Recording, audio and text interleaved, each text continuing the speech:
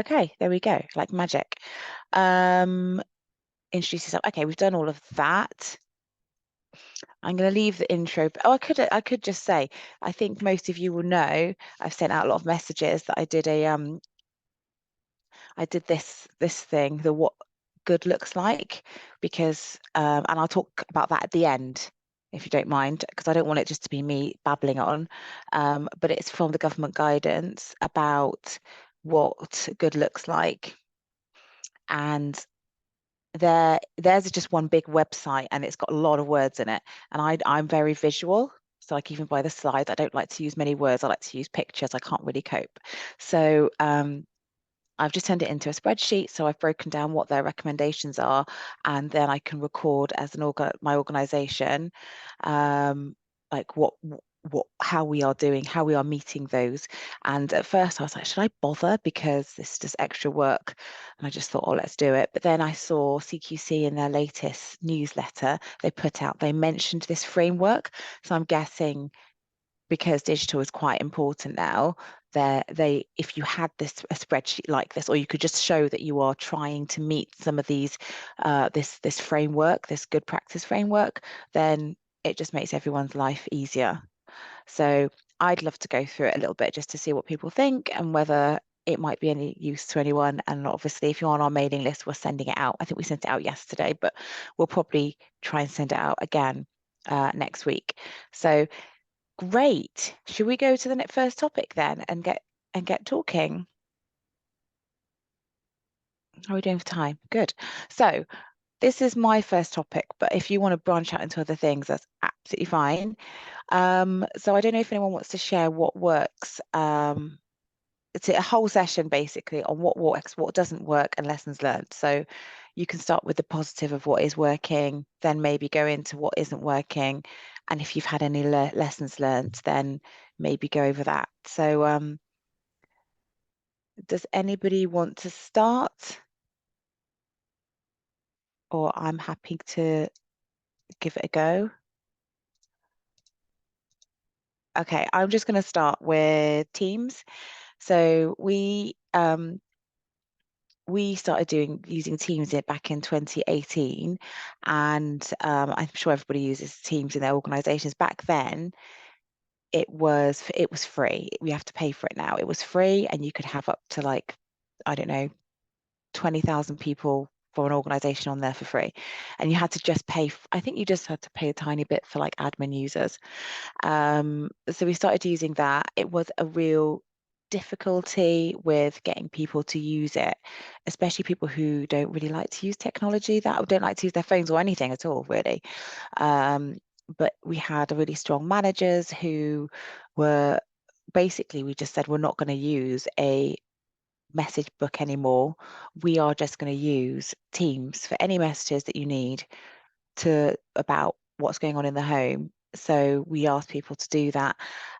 It's much easier. We've found people that have gone missing, clients that have gone missing by using Teams, because people can communicate really quickly, really easily. It was better than using WhatsApp, because we've had it embarrassing in situations where people have WhatsApped a colleague instead of a friend with something personal. So Teams was really good because it's obviously a work platform, and we've been using it for various things. We put our well-being stuff on there. We've got a channel for well-being. We've got a channel for our employee assistance program. We've got a channel that they share a lot of information where people have kind of consented to their image being shared, so we can use that for our social media on days out and things like that. So that has worked really well for us. Obviously, it's a bit annoying you have to pay for it now, as things are. They kind of get you hooked in, and then you don't want to give it up, so you feel like you have to pay for it. But still, we think it's really useful. So we've got different channels. We've got a main company channel, and then we've got sort of like sub channel. They're not called channels. I can't remember what they're called now, but they have sub channels that for each different team. So you're only invited to a team if you're part of it. So doesn't mean that everyone sees everybody's information. And there are other security things on it. So yeah, that's been one of the things. I know it's not directly direct care related, like a monitoring or emails, but maybe someone else wants to talk about a company or a system that they've used and they found really, really helpful, if they want to share? Maybe raise your hand. Don't speak all at once.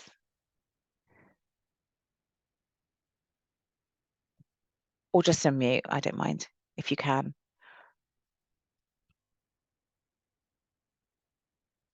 Should we take off the... here we are. Yes, Richard. Hey, Richard. Hi, Sophie. How are you? It's Richard Devison here with Mill Care. We've got 3 elderly care homes in South Gloss, just as an intro. Yeah, we've used digital software for about over 10 years now. And I think from a point of view of care assistants using it, it's improved accuracy and communication over a paper system that we had before. So that's a starter. That should open up things a bit. Yeah, thanks for that, Richard. That's a good one. That's nice, positive. Have you had any issues with it? Yeah, all of the above. A bit of reluctance to use it initially, obviously, but I think now we are beyond that with even our, shall I say, more mature staff who have now adopted it and understand the benefits of it. Oh, nice. Really, really good. Really good. Anybody else want to share?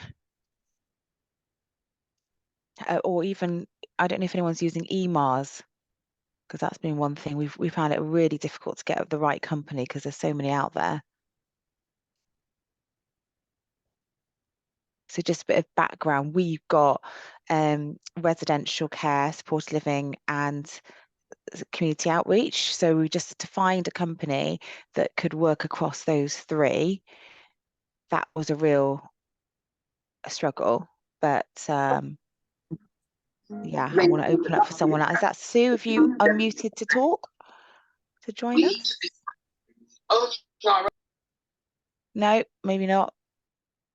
Anybody else wanting to share on this one? If not, we'll crack on to another topic. But if you're thinking, if you want to unmute, then feel free to. Shall we try the second topic? So Sally does want to, yeah, carry on, Sally. Do you want to unmute? Can you unmute?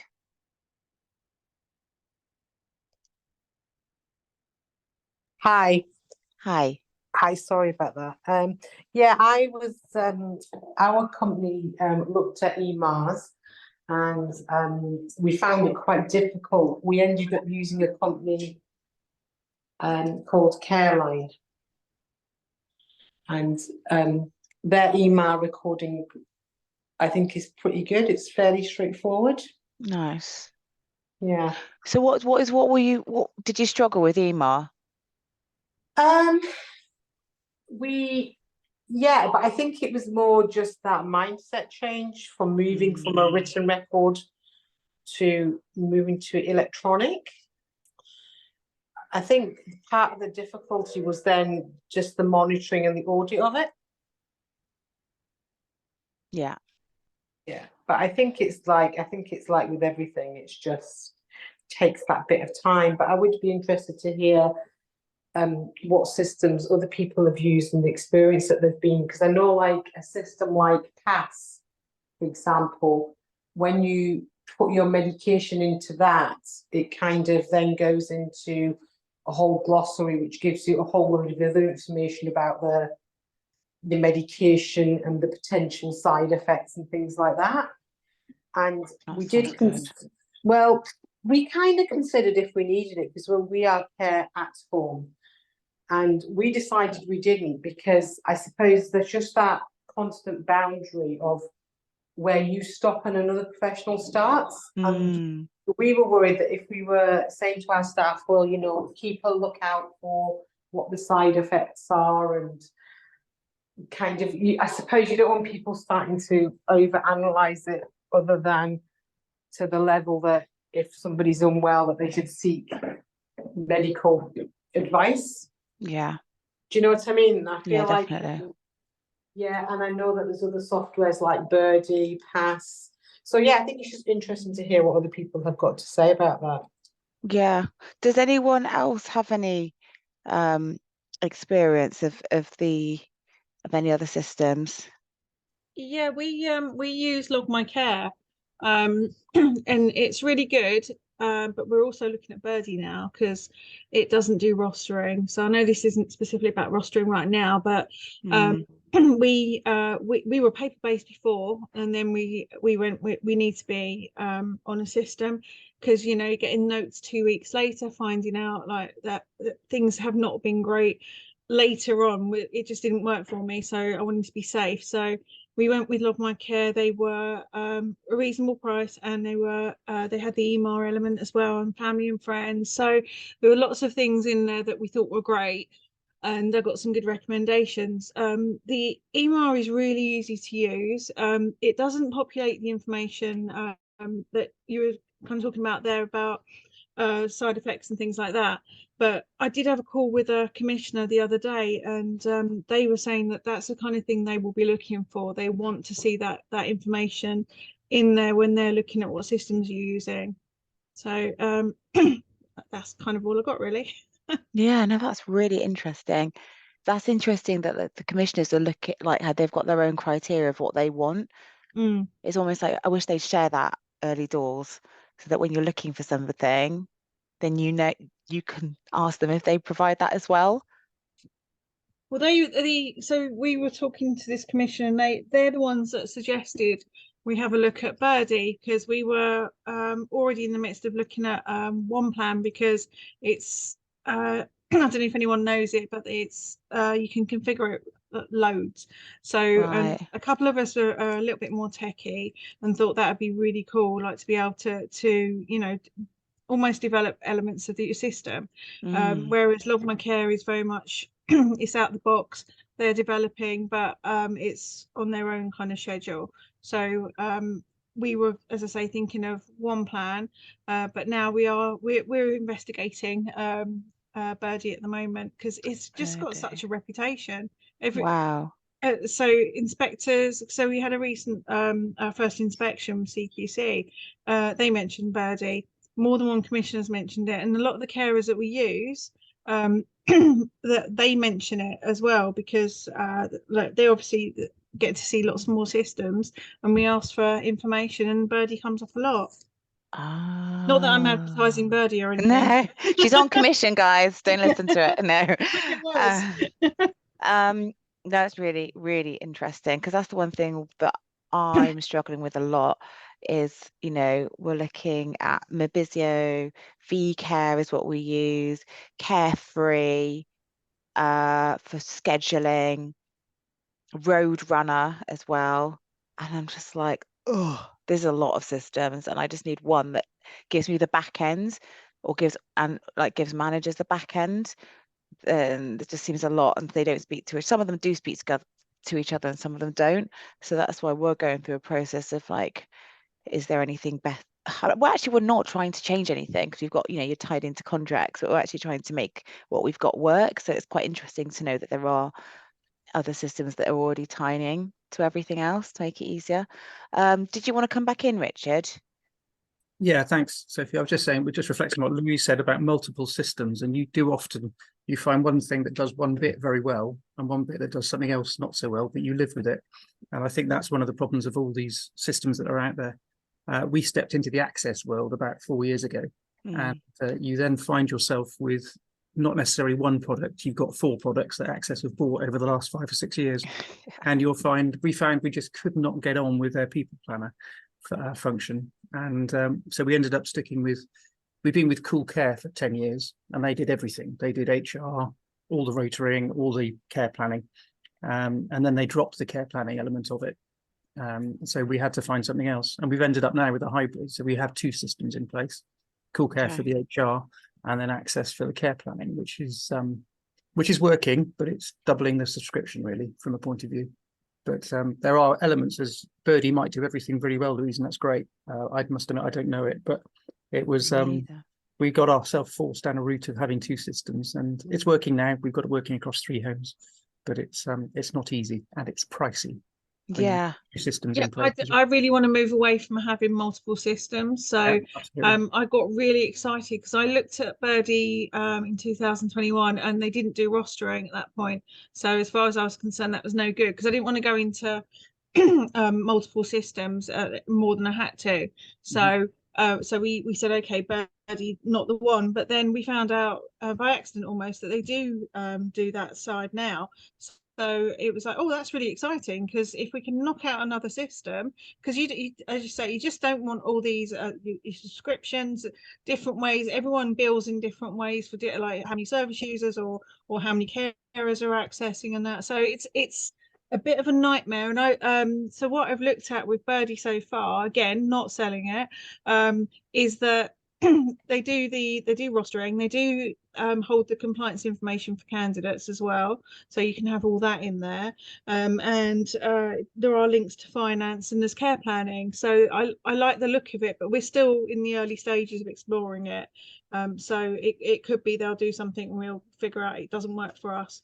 One thing I would say is there's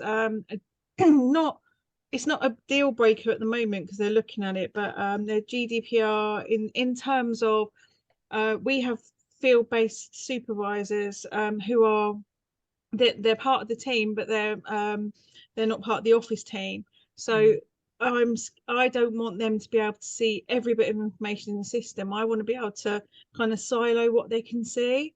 So, and at the moment, Birdie doesn't do that very well, but they are looking at developing it. But that's a consideration as well. So I'll stop talking and let someone else have a go now. Sorry. No, that's so useful.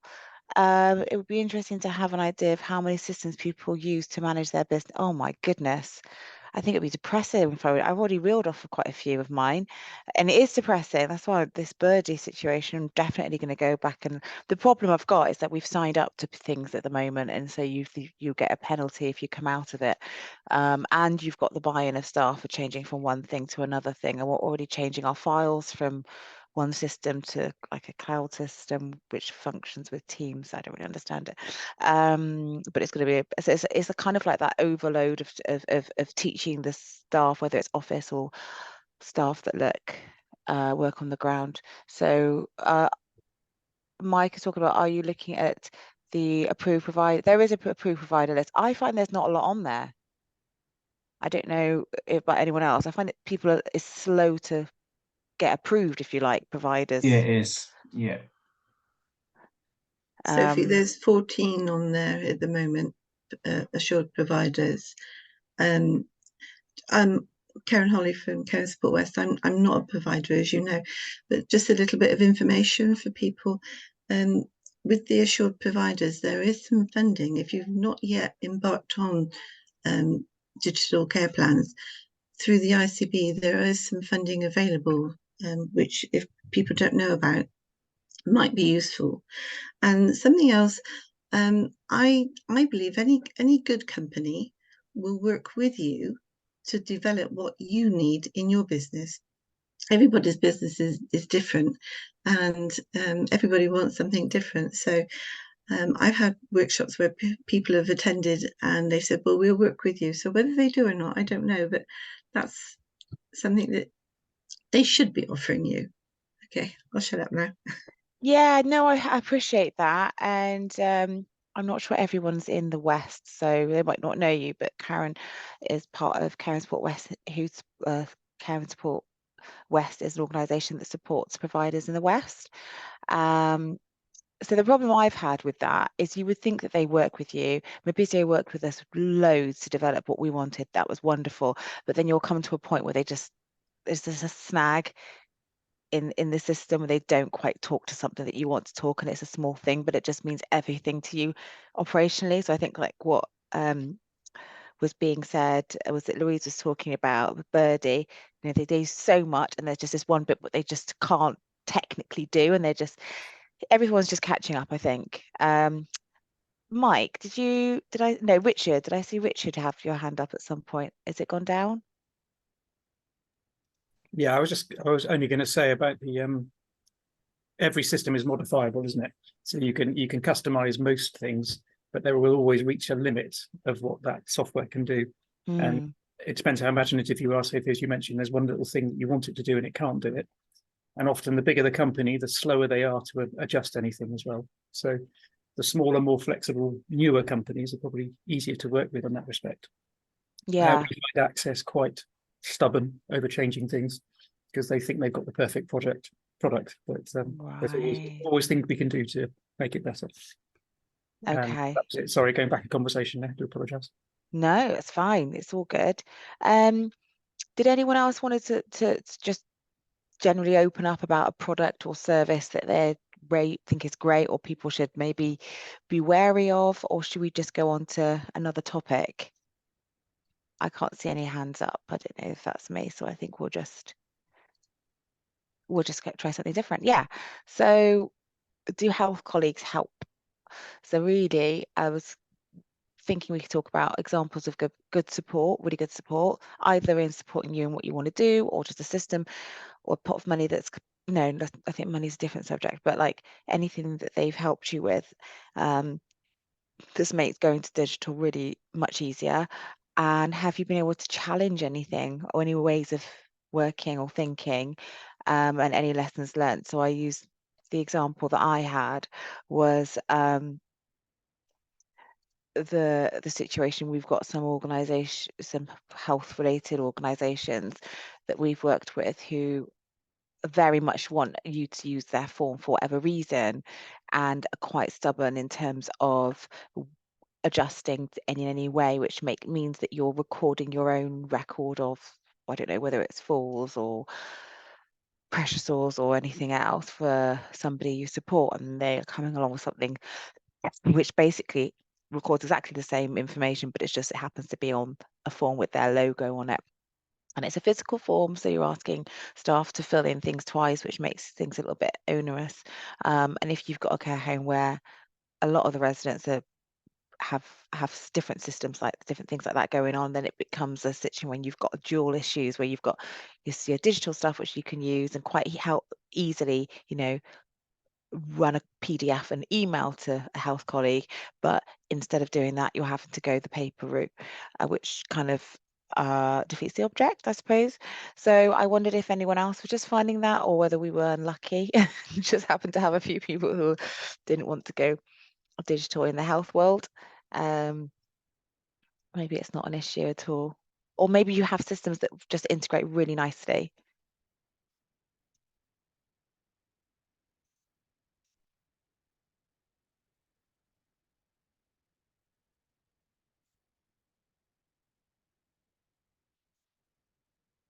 I've got a good I can't say the detail of it because I don't know all the detail without pulling it up on my computer, but there's a system called WZAN. Has anyone heard of that? Am I saying it right? WZAN, I think it is.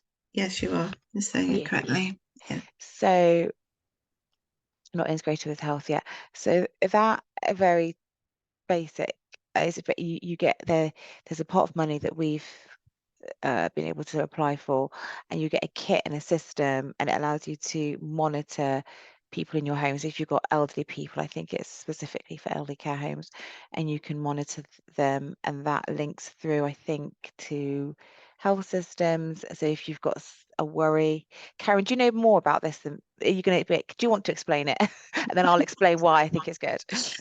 I'm not the expert on it. I know about it, and I know that there's a little bit of a push going on at the moment to encourage people to use it. It's a system where it's like a monitoring system, as you say, that will monitor people in their rooms. It's wired into the room, and I believe it's something like acoustic monitoring. It's similar to, but I think WASM is a blue box. Yeah. And it actually goes to a central point. The notifications given to a central point, and I understand that there are a couple of companies that are using it and find it beneficial because it's meant that they've actually been able to reduce on night staff. But there is a fee. I think the fee was £90. I'm not 100% sure on that, so probably best not to quote that. But But I there think it there's is. funding, yeah. There is funding for it at the moment, and yeah, you're right. I deal with the Southwest, but I think it's something that's it's definitely the BNSSG area. Definitely is. Yeah. I don't know how. So that's a really great example, and I'm sure The EMIS proxy is another sort of ordering medication. Have you come across that, Sophie? No. Okay, that's something else. It's being sort of pushed in the West Country. It's not across the UK, but it's being pushed in the West Country. And it's another classic example where a lot of surgeries, GP practices, some have embarked on it and some have pushed it away because it means more work for them to actually embrace it. But those who are using it are finding it really useful. It's an ordering medication system. But it ties in with proxy access as well. So it's all being very, there's a big support. There is a digital support group in the BNSSG area, and that's headed up through OneCare, and their remit is to actually help introduce and embed these type of systems.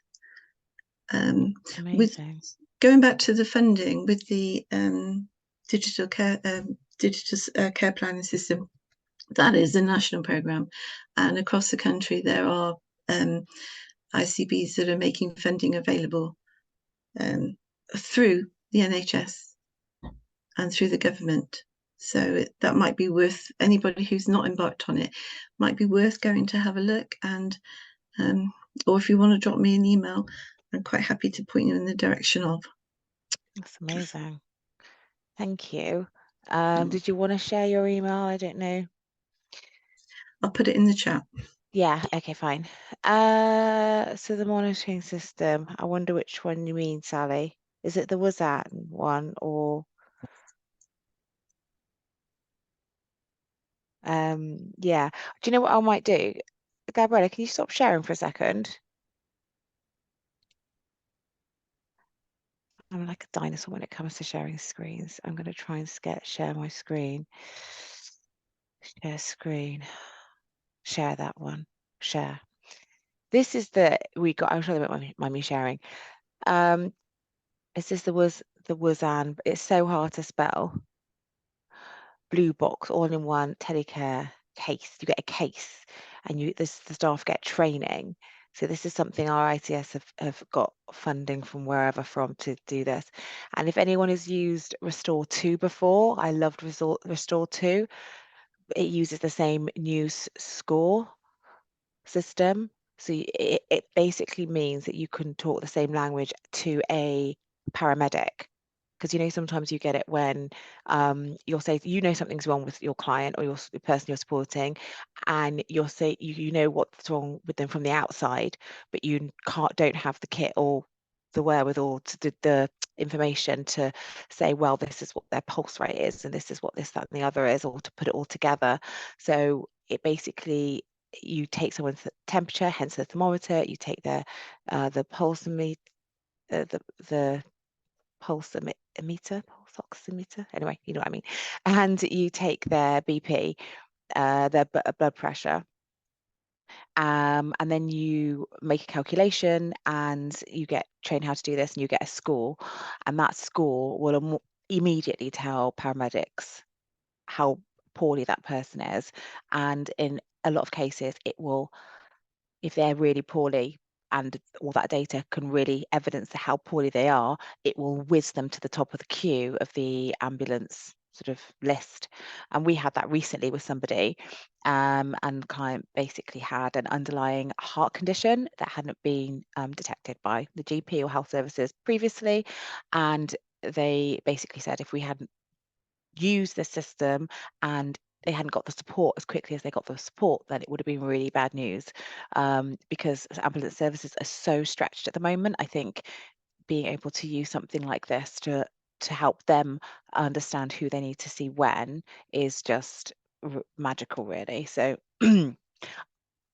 our managers who have used this have loved it, managed to get the staff trained up, so obviously that's not too difficult, and it's managed to support someone with their health and well-being. So tick, tick, tick from us. So I'll stop sharing because I'm not sure whether other places or systems have this, but it's no reason why you can't just go to your local authority and say, you know, this is a really good system. Is there any way you can get some support or funding to help us? And I'm more than happy to, you know, write an email to say exactly how it's helped our organisation and put you in touch with our local person.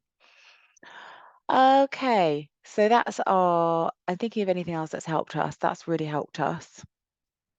Any training, I think we had somebody who, when you have a district nurse that will provide a load of training on a piece of kit, that always helps. But it's whether you've got somebody in your system who will provide that training.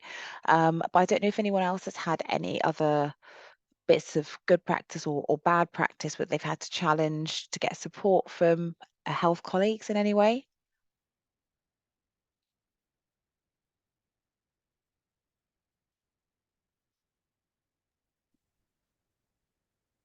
Oh, yeah, Richard. Hi, sorry, me again.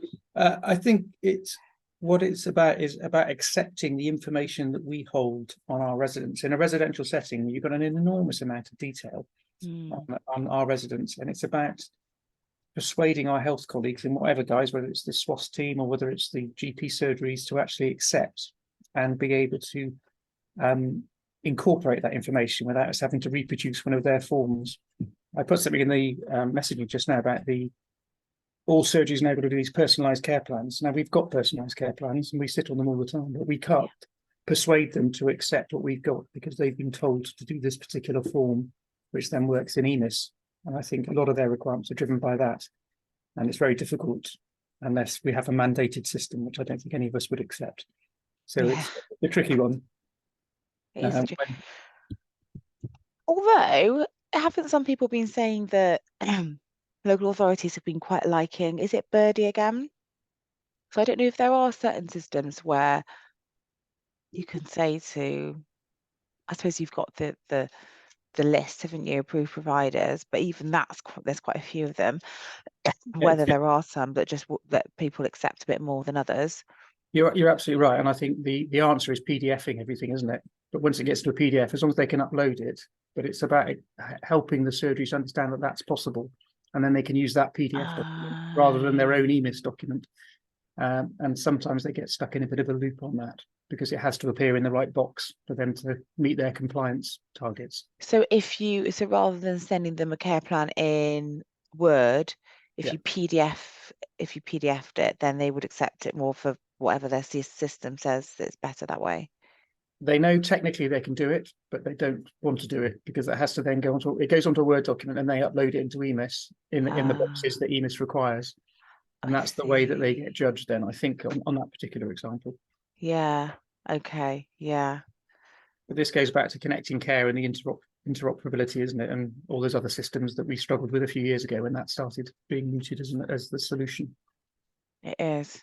Yeah. It worries me is that, you know, if in a couple of years' time we are edging towards a particular provider of tech, and then we're all signed up to a contract we can't get out of, and we've all trained our staff down one way. You almost kind of, I know we've got that approved list, but you almost want it kind of each local authority to say, out of the approved list, these are the ones that we like the most, so you can kind of get a little bit more acceptance. But yeah, no, there we go. Okay, should we move on to another topic? I've named it topic 2 again, haven't I? I can't count. Funding. Has anybody been able to get any funding for any of their digital integration pieces within their organisation, or anything that's helped at all? I know that Karen talked about some funding. I don't know if anyone else wanted to share.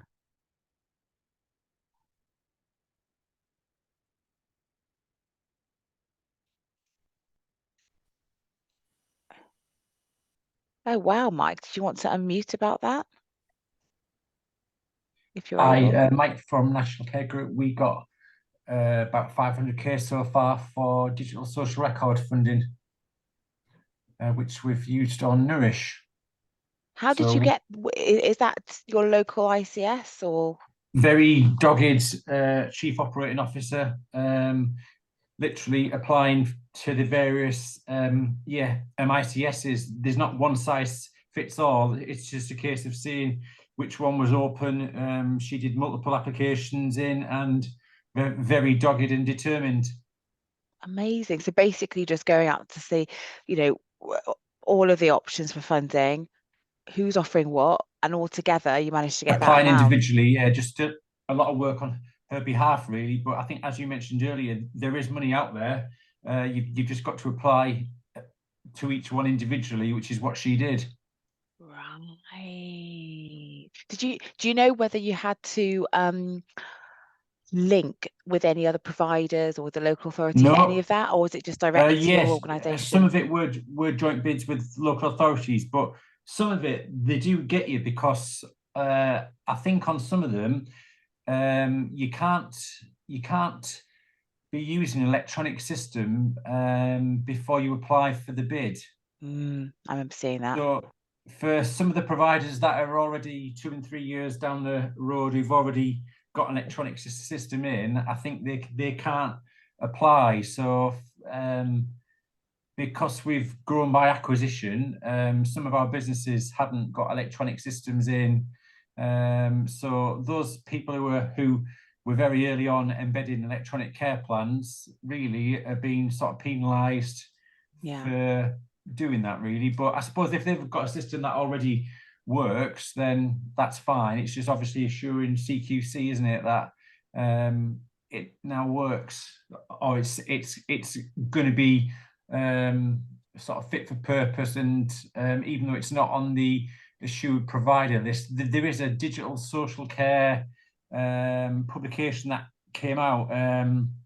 There's some guidance, isn't there? Digital working in adult social care, what good looks like. So I think I'm going to look at that in a minute. Yeah, sorry, I'm stealing your thunder, but yeah. So we were pretty fortunate, but I think some of the local authorities literally said, look, this needs spending really quickly, get your bids in. So yeah, that was us. It's just keeping on the pulse, isn't it? Does it someone else? Tempera, did you want to unmute?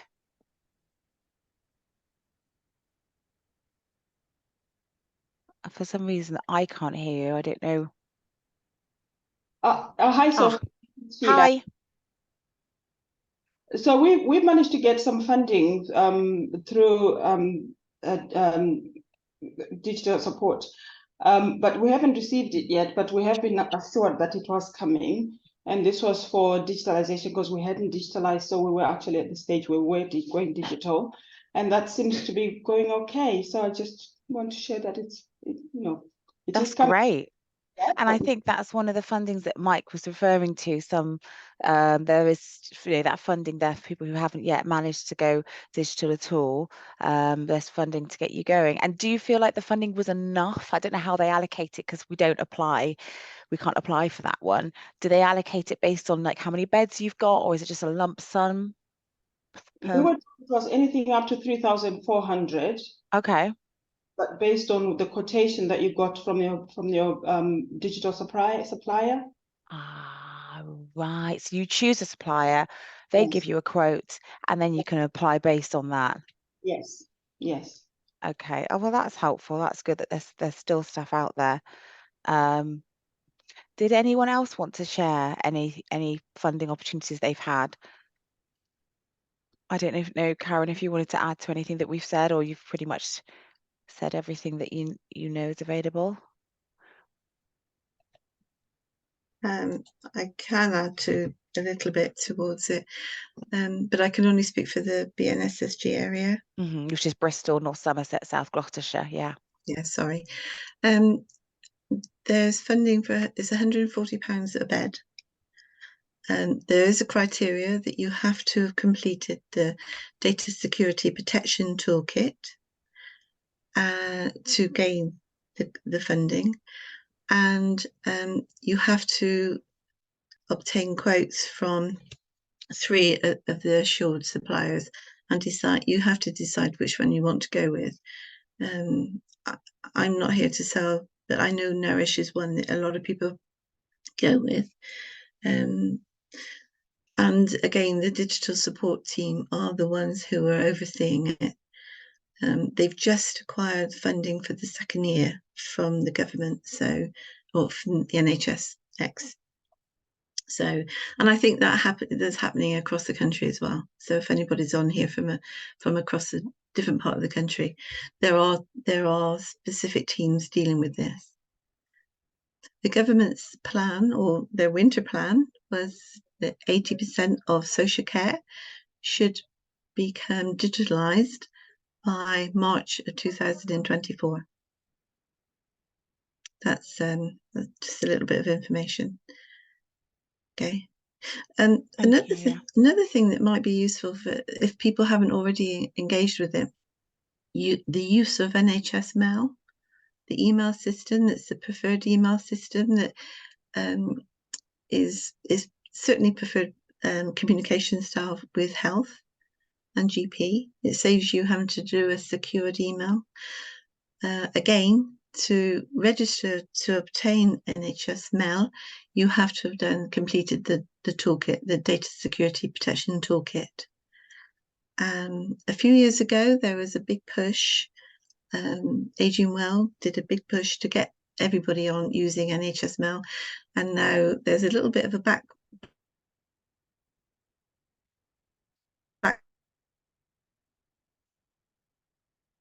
Oh, I've lost Karen a bit. I don't know if anyone else has as well. Backstag. Oh yeah, back again.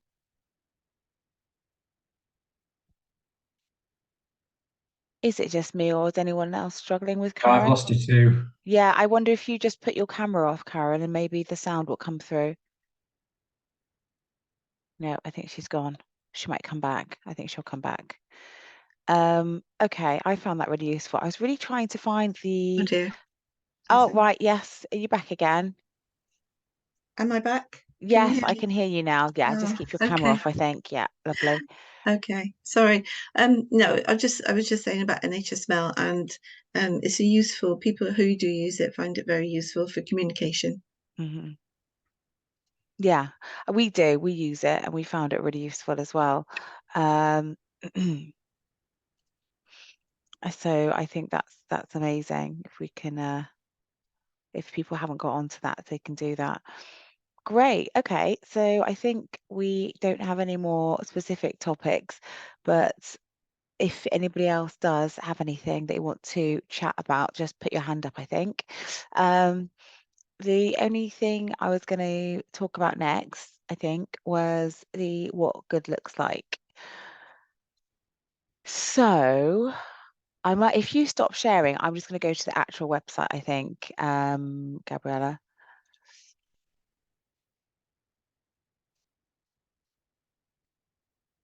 Share.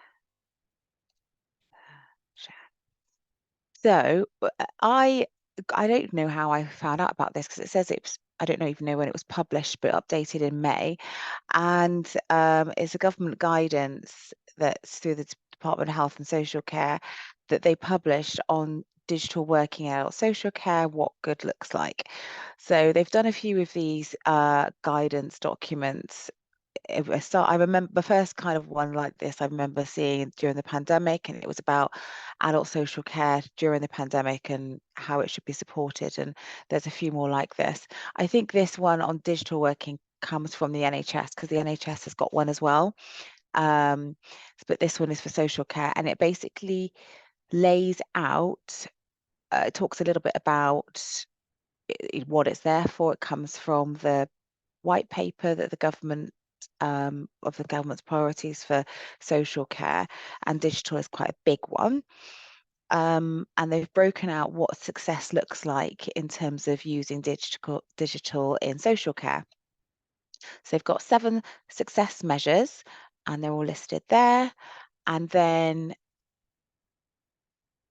one kind of comes out of these different measures of what good looks like, their framework. So it's got these 3 different categories, and digitize is here as well. So then it goes into a little bit of detail. I'll just scroll down. At the end of each measure, if I can say it, has a title. So you've got the well-led is the first one, which is handy because we all understand well-led from CQC. And it's throughout the rest of the web page, it has like a description. It's got the title of the measure, it's got the description, a bit more of a detail around it. And then it has in bullet points what local authorities should do. So this is for the whole of social care. So it's the local authorities, of course, are part of that. So what local authorities should be doing, lists it there with some links. What care providers should be doing, list them there. And then it goes on to the next success measure. So I'm going to stop sharing. Do you want to pop it back up again, Gabriella?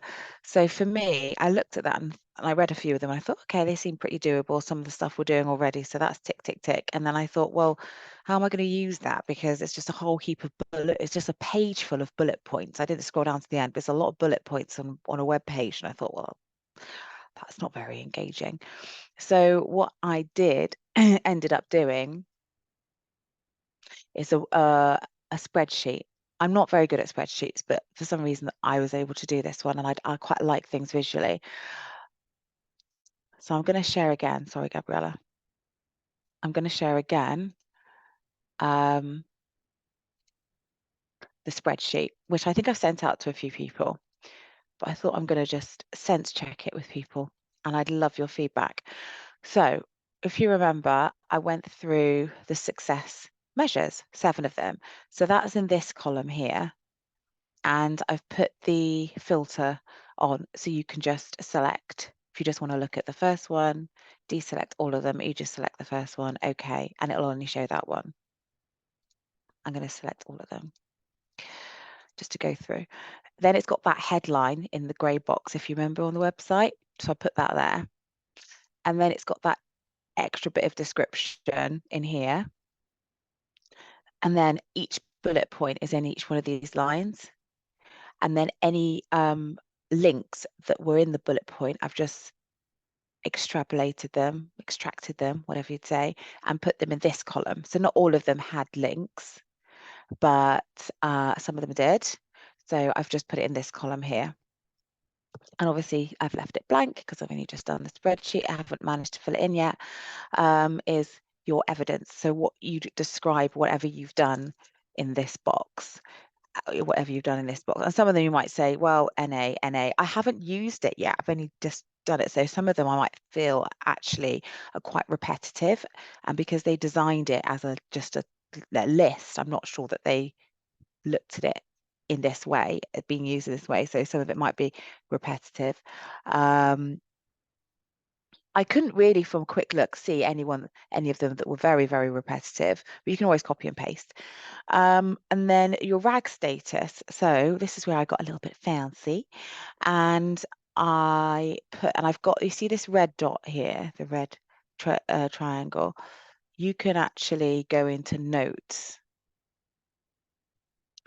I can't at the minute because Zoom is covering the bit that I need to go into, I think. View. Review. Yeah, no, it's not. So then you go to show notes.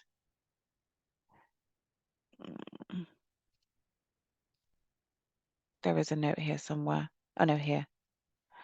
It's very small on my computer, but you can show notes.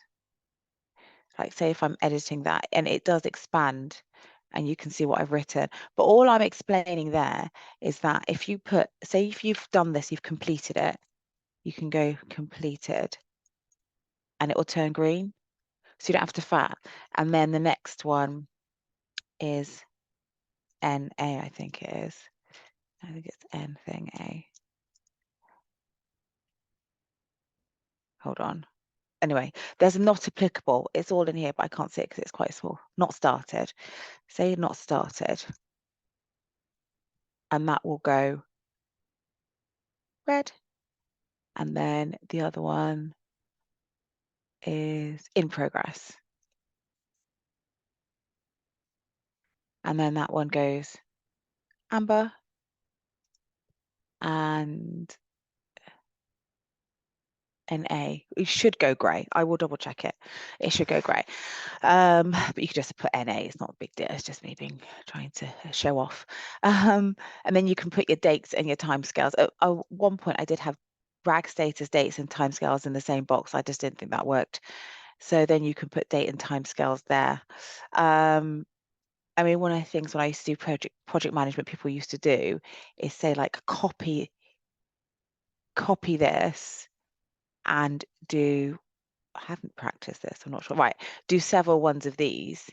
So, because you might be reviewing it very regularly, so it might be like quite an open document that you review. So you might say, you know, in May 2023, you had a certain status, but then in a different time you had a different status. I don't know, but you might also just want to have different tabs for the different times that you review. If you're reviewing it like once every 6 months, you might just want to say, right, name this, put October for this, and then put January for another one. So that's another way of doing it, or someone else might have another idea. So that's basically what I did, and I've sent it out to people to have a go. And like I said at the start, I was half and half about whether to even bother doing this, because I thought, yeah, it's nice to do, but is it going to be very useful? Then I saw CQC just had an email they sent out, and they sent their updates, and they mentioned this what good looks like framework. So I just thought actually it could be quite useful for us, or if you know, got anyone in your organizations that's quite techie and like could fill this in over a couple of days or whatever, then I think it's one of those things, once you have it, even though it looks long because they've got 7 of these success measures. It's not like you're going to have to be fitting them in every week. It's once you've done it, you might want to review it annually, and if there's anything that you want to change from amber to green, you do that.